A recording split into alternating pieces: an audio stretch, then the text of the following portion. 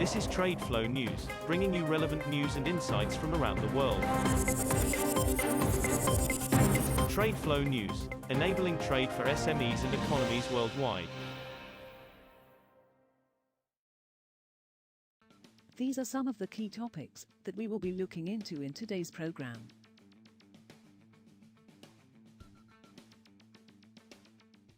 First, let's take a look at the overnight headlines which are impacting the commodity markets. Oil settled higher on Friday, supported by bullish economic data from US and Europe, though a rise in coronavirus cases in India was still pressuring prices. Brent crude settled up 77 cents, 1.1%, to $66.11 a barrel. U.S. West Texas Intermediate U.S. crude gained 71 cents, or 1.2%, to $62.14 a barrel.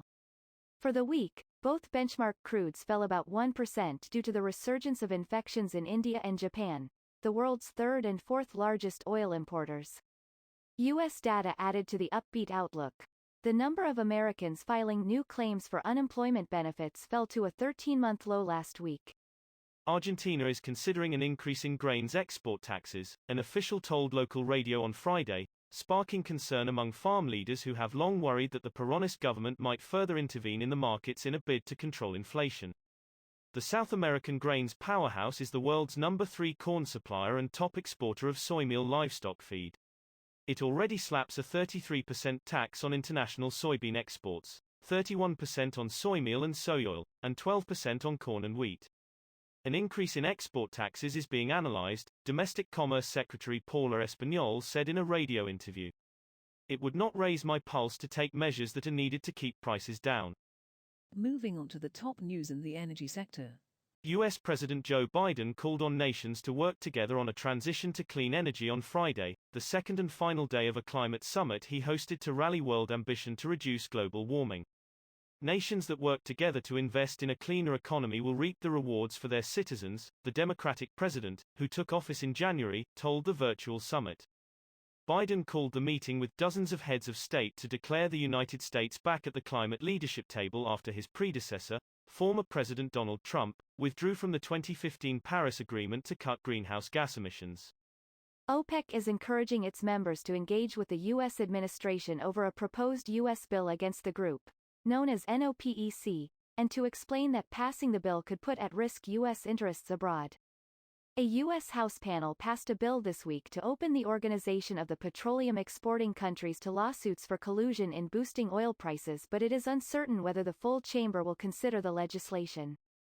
It is essential that member countries reinforce diplomatic bilateral contacts with government officials in the U.S. and explain the disadvantages for the U.S. should the NOPEC bill become law, according to a letter written by OPEC Secretary General Mohammed Barkindo to member states and seen by Reuters. Next, we have the top news in metal markets. Chilean regulators have settled a high-stakes dispute over reserves data with top lithium producer Albemarle Corp, according to a letter viewed by Reuters, diffusing a spat that may have led to the suspension of the company's permit to expand its operations in Chile. Chile in 2016 gave Albemarle approval to hike production from the lithium-rich Atacama salt flat on condition the miner prove its reserves could sustain the increased output.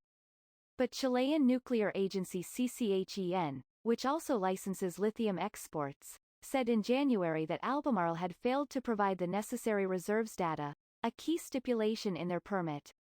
Mining companies awarded blocks in Egypt's eastern desert are set to start exploring for gold under a legislative overhaul that seeks eventually to unlock vast untapped mineral resources. Despite plentiful reserves and a rich mining history that gave rise to elaborate Pharaonic gold jewelry, Egypt has just one commercial gold mine in operation. Foreign investment in oil and gas has grown, but mining has languished. Now, the country is banking on high gold prices and amended mining laws that scrap red tape and a profit-sharing rule, unpopular in the industry, to lure interest. We will now look at the top news in the agricultural sector. Large Brazilian meatpackers are turning to wheat as they try to fend off a rise in the cost of corn, the main livestock feed ingredient, meat lobby ABPA said on Friday. Francisco Turra, president of ABPA's advisory body, told Reuters that demand from meat processors, who provide feed to the farmers who raise the livestock, is driving a rise in wheat planting intentions in his native Rio Grande do Sul state. Wheat can fully replace corn as feed for pork and poultry, he said. Citing data from the State Agriculture Federation FARSL, Turra said the area to be planted with wheat and other winter crops in 2021, starting next month, may grow from 1 million hectare, 2.4 million acres, to 1.4 million hectares. That is all for today's news on commodity markets. Stay tuned to TradeFlow News as we continue to provide you with more updates. We also invite you to follow us on Twitter at TradeFlow News, which allows you to watch our program on your mobile device or desktop to receive information from there.